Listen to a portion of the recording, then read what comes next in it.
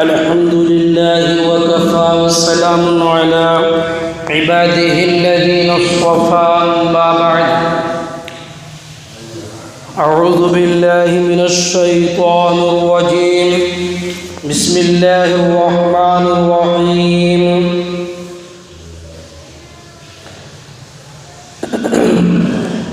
إذ هما في الغار إذ يقول لصاحبه لا تحزن إن الله معنا فأنزل الله سكينته عليه وأيده بجنود لم تروها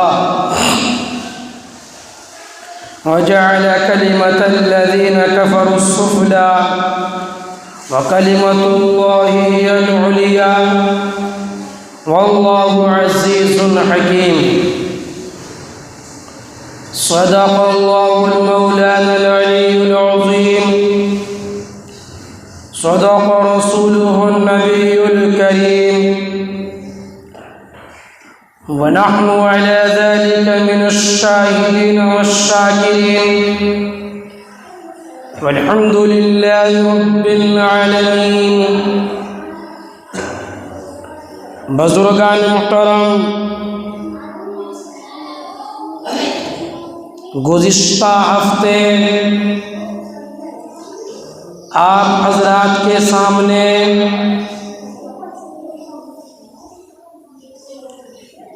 ہجرت النبی صلی اللہ علیہ وسلم کا تذکرہ کیا گیا تھا. کچھ موٹی موٹی باتیں آپ حضرات کے سامنے عرض کی گئی تھی.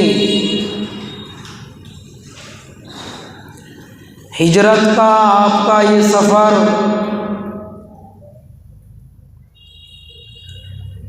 بڑا ہی نرالا سفر ہے.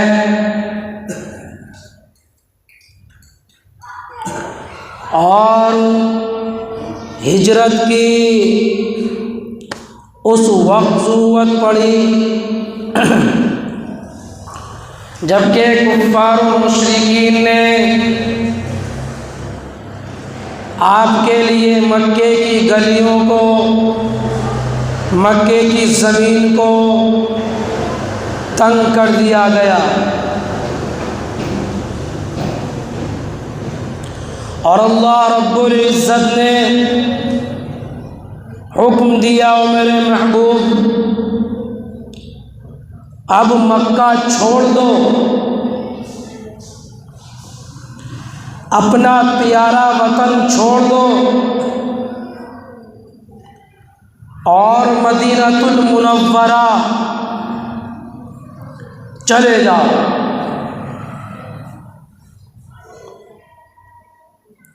آپ خود غور کیجئے کہ آپ کو اور مجھے اپنے وطن سے کتنا پیار ہوتا ہے، اپنے گاؤں سے کتنا پیار ہوتا ہے، کتنی محبت ہوتی ہے. 7-6 مہینے اگر کہیں اور گزر جائے، 1 مہینہ گزر جائے تو اپنا گھر دیکھنے کے لیے کتنا دل چاہتا ہے. اور جب وہ اپنے وطن کے لیے روانہ ہوتا ہے تو بڑا خوش ہوتا ہے، اس کو بڑی خوشی ہوتی ہے. تو اگر ایسے حالات میں اگر کوئی یوں کہہ دے کہ بھائی تم اپنے گاؤں کو چھوڑو اور کہیں اور چلے جاؤ،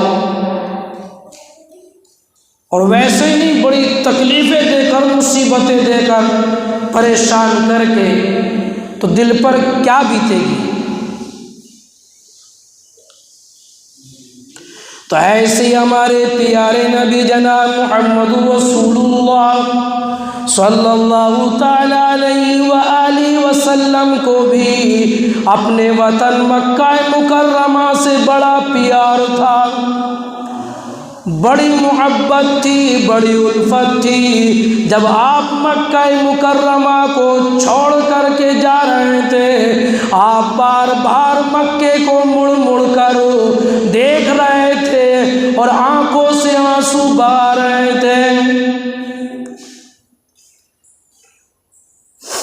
اور کعبہ شریف کو ایک مرتبہ محبت بھری نظروں سے دیکھ کر یوں فرمایا، او کعبہ میں تجھے چھوڑنا نہیں چاہتا تھا، میں تجھ سے جدا نہیں ہونا چاہتا تھا، او مکہ میرا دل تو یہ چاہتا تھا کہ میں پوری زندگی تیرے اندر گزار دوں۔ مکے کی گلیوں کو دیکھتے تھے اور آنکھوں سے آنسو رواں تھے، آنکھوں سے آنسو بہا رہے تھے اور یوں کہہ رہے تھے، او مکے کی گلیوں میں تمہیں چھوڑنا نہیں چاہتا تھا، لیکن تمہارے بسنے والے مجھے یہاں رہنے نہیں دیتے، ورنہ کس کا دل چاہتا ہے کہ اپنے وطن کو چھوڑ دے، اپنے مسکن کو چھوڑ دے، کسی کا دل نہیں چاہتا۔ اور آخری نظر دیکھا ہے کعبۃ اللہ کو، کعبہ شریف کو، اور یوں کہا، او کعبہ اب معلوم نہیں کہ کب تیرا دیدار ہوگا، آج آخری مرتبہ محبت بھری نظروں سے میں تجھے دیکھ رہا ہوں، اب نہ جانے موقع ملے یا نہ ملے، اور خدا کی قسم پیارے نبی جناب محمد رسول اللہ صلی اللہ تعالیٰ علیہ وآلہ وسلم کا بچپن یہاں پر گزرا، پیدا یہاں پر ہوئے، جوان یہاں پر ہوئے، آپ کی شادی یہاں پر ہوئی، اور خدا کی قسم آپ نے اس وقت بڑھاپے کی دہلیز پر قدم رکھ لیا ہے، عمر بھی 50 کو پار کر گئے ہیں، ایسی حالت میں اللہ رب العزت کا حکم ہوتا ہے، او میرے حبیب، او میرے پیارے نبی، تم مکے کو چھوڑو اور مدینہ چلے جاؤ۔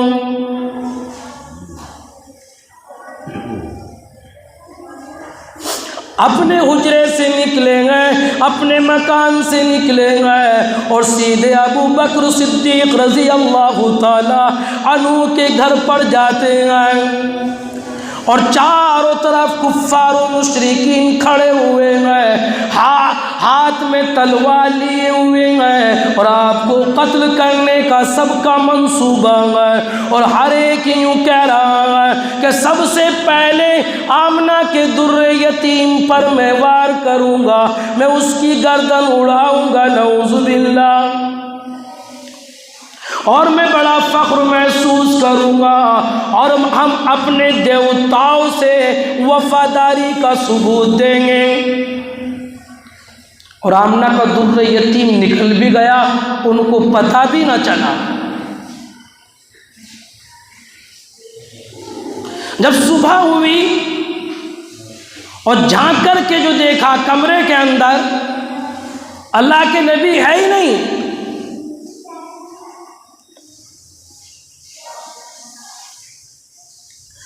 بستر پر آپ کے حضرت علی رضی اللہ تعالی عنہ کھڑے ہوئے ہیں، لہذا کفار و مشرکین نے فوراً گمان کر لیا اور فوراً یہ سمجھ لیا کہیں نہیں ملے گا، سیدھے چلو ابو بکر کے گھر ملے گا۔ کفار و مشرکین کا بھی اس وقت کا یہ گمان ہے اور یہ سمجھ رہے ہیں کہ محمد کہیں نہیں جائے گا، سیدھا ابو بکر کے گھر جائے گا، ابو بکر کے گھر کے علاوہ وہ کہیں نہیں جا سکتا۔ کفار و مشرکین کا بھی یقین ہے کہ ابو بکر کو محمد سے بڑا پیار ہے، ابو بکر بڑا عاشق رسول ہے، اور کیوں نہ عاشق رسول ہو، حرم مکہ کے اندر، بیت اللہ شریف کے اندر میرے نبی کو چاروں طرف سے کفار و مشرکین چپٹ گئے، آپ پر حملہ کرنا شروع کر دیا، چاروں طرف سے آپ کو مارنا شروع کر دیا۔ بڑے بڑے چودھری، بڑے بڑے لیڈر عتبہ، شیبہ، ابو جہل، امیہ ابن خلف، بڑے بڑے سردار چاروں طرف سے آپ کو لپٹے ہوئے ہیں۔ ارے کس کو لپٹے ہوئے ہیں؟ دو جہاں کے شہنشاہ کو لپٹے ہوئے ہیں، فاطمہ کے ابا کو لپٹے ہوئے ہیں، خدیجۃ الکبریٰ کے پیارے شوہر کو لپٹے ہوئے ہیں، اللہ کے پیارے نبی کو لپٹے ہوئے ہیں، اور آپ کو زور زور سے مار رہے ہیں۔ پتہ چلتا ہے ابو بکر صدیق کو گھر جا کر کسی نے بتلا دیا کہ تمہارے یار کو چاروں طرف سے لپٹے ہوئے، خدا کی قسم ابو بکر صدیق سامنے آ گیا، لوگوں کے بیچ میں گھس گیا اور کہنے لگا، او لوگو اتقتلون رجلا ان یقول ربی اللہ، او لوگو کیا تم ایسے شخص کو قتل کرنا چاہتے ہو، ایسے شخص کو مارنا چاہتے ہو جو صرف اپنی زبان سے یہ کہتا ہے کہ میرا رب اللہ ہے، ایک میرا معبود ہے، تم ایسے شخص کو قتل کرنا چاہتے ہو؟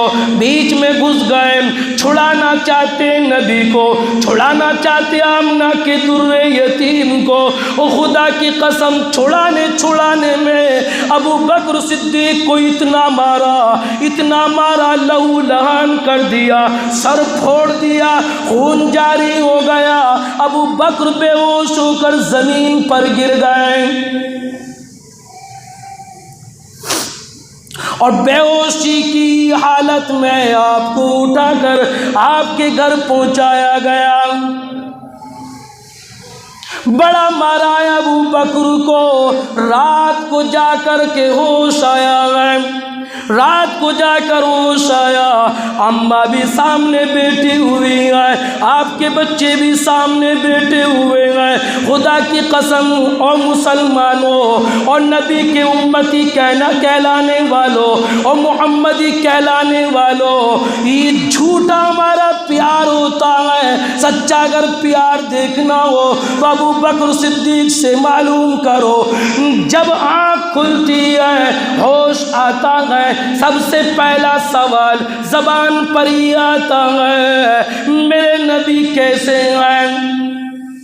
اپنی حالت کو نہیں دیکھا، اپنے بدن کو نہیں دیکھا، اپنے سر کو نہیں دیکھا، اپنے خون کو نہیں دیکھا، سب سے پہلا لب پر اگر لفظ ہے تو یہ لفظ ہے میرے نبی کیسے ہیں۔ ابھی اماں آپ کی ایمان کے اندر داخل نہیں ہے، ابھی اماں کافروں میں شمار ہے، کفر کرتی ہے، ابھی وہ کافر ہے۔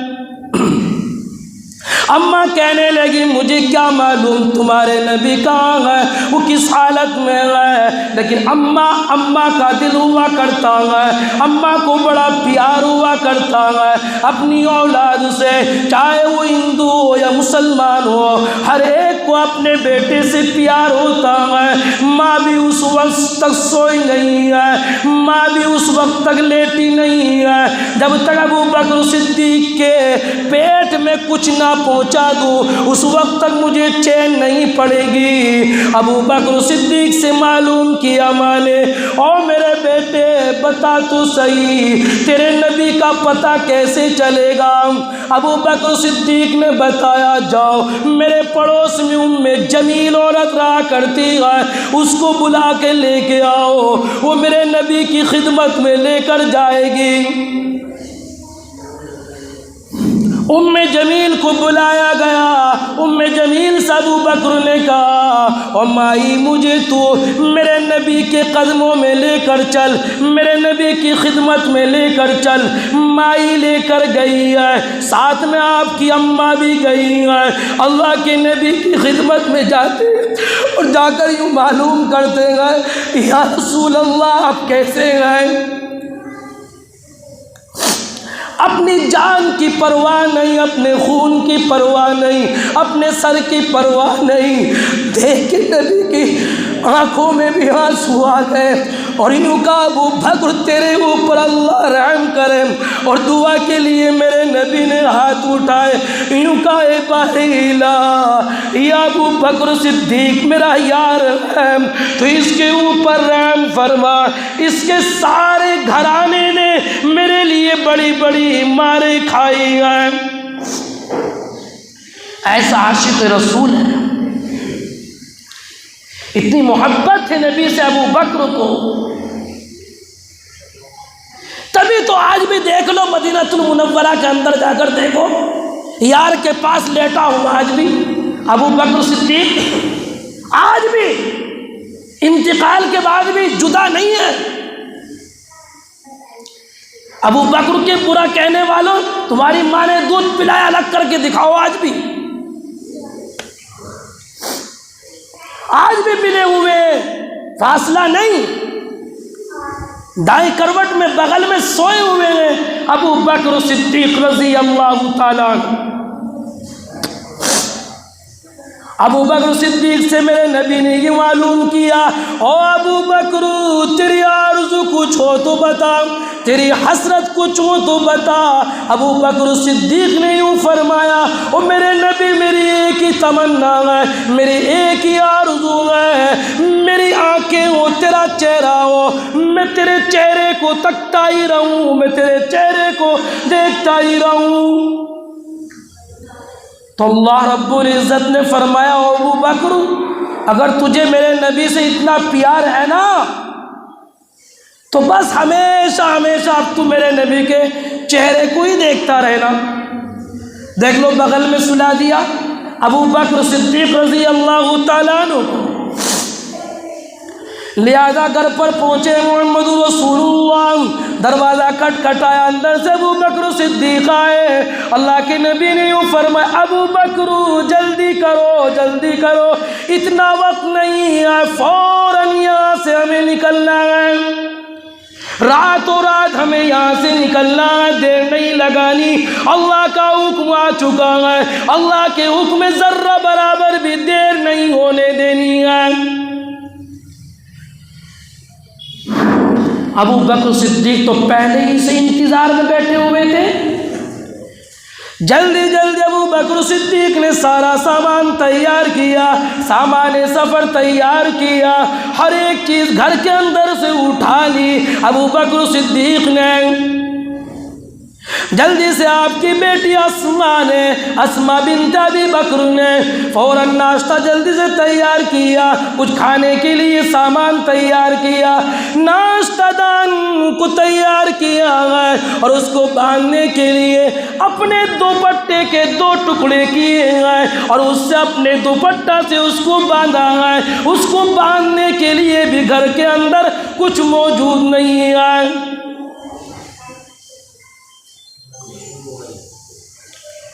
لہذا ابو بکر صدیق رضی اللہ تعالیٰ عنہ اللہ کے پیارے نبی اپنے گھر کی پشت کی کھڑکی سے دونوں نکلے، دونوں یار نکلے اور پیچھے سے وہ کفار و مشرکین بھی آ گئے۔ اللہ کے نبی ابو بکر ادھر کو گئے ہیں اور ادھر سے کفار و مشرکین آ گئے ہیں، اور میرے نبی جاتے ہوئے اسماء سے یوں کہہ کے گئے، اسماء تو بتانا نہیں نبی کدھر گئے، ابو بکر کدھر گئے، تیرا باپ کدھر گیا، تیرا نبی کدھر گیا، بالکل کچھ نہیں بتانا۔ اس وقت کی تو عورتیں بھی بڑی تابع دار ہوا کرتی تھی، بڑی فرما بردار ہوا کرتی تھی۔ لہذا کفار و مشرکین پیچھے سے آ گئے اور آ کر اسماء کو پکڑا ہے، اسماء سے معلوم کیا ہے، اسماء بتا دے تیرا نبی کہاں ہے، بتا دے تیرا باپ کدھر گیا ہے۔ اسماء کہنے لگی نہیں بتاؤں گی، نہیں بتاؤں گی، کچھ نہیں بولوں گی زبان سے۔ ابو جہل نے مارا تھپڑ زور سے اسماء کے، اسماء بتا دے ورنہ تجھے میں موت ماروں گا۔ اسما کہنے لگی وہ مکے کے لیڈر ہو، وہ مکے کے چودھری ہو، ابھی تم کم ہو، جاؤ سب کو بلا لو، ایک جگہ اکٹھے ہو جاؤ اور تم میرے نبی کا مجھ سے پتہ بتا کر دکھاؤ، مجھ سے معلوم کر کے دکھاؤ، میں نہیں بتاؤں گی۔ مارے تو کھا لی، پٹائی تو برداشت کر لی، لیکن نبی کا پتہ نہیں بتایا، ابو بکر کا پتہ نہیں بتایا، چلے گئے واپس۔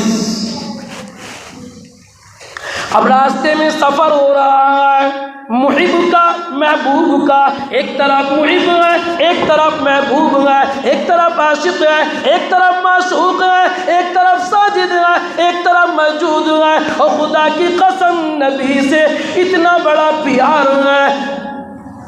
راستے میں کنکریاں ہیں، راستے میں کنکریاں ہیں، ایسی نکولی کنکریاں ہیں، پاؤں میں چبھ رہی ہیں۔ نبی محبوب باری کا پاؤں مبارک زخمی ہو گیا، خون سے لہولان ہو گیا۔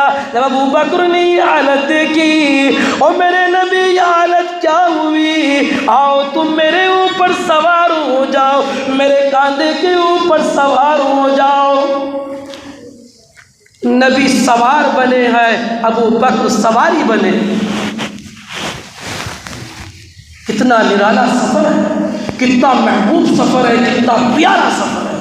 ابو بکر صدیق کبھی پیچھے کو چلتے ہیں، کبھی آگے کو چلتے ہیں، کبھی ادھر کو چلتے ہیں، کبھی ادھر کو چلتے ہیں، کہیں کفار و مشرکین ہمارے پاؤں جو چھپ رہے ہیں، ان کا پتہ نکال کے ہم تک نہ پہنچ جائے۔